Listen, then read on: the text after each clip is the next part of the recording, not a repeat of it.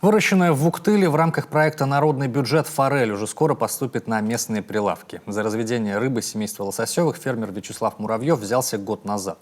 На выделенные деньги приобрел оборудование. Всего на создание рыбохозяйственного комплекса было потрачено более 1 000 000 рублей. Деньги из республиканского и муниципального бюджетов. Еще часть средств добавил сам бизнесмен. Что в итоге из этого вышло, расскажет Елена Кононова.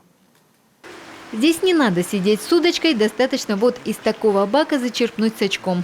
Форель в хозяйстве фермера Вячеслава Муравьева до товарного веса уже, можно сказать, поспела. В среднем одна особь весит от 600 граммов до 1,5 килограмма. А ведь еще почти год назад это была всего лишь икринка.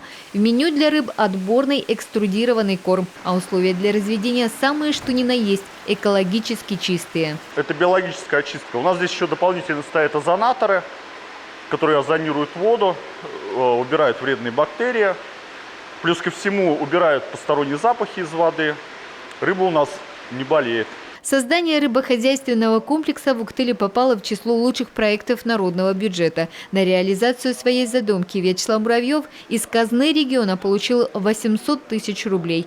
115 тысяч добавил район. Еще 200 тысяч фермер внес сам. Приобрел оборудование, запустил производство. И вот спустя год собирает первый урожай. Пробную партию мы выловили 200 килограмм.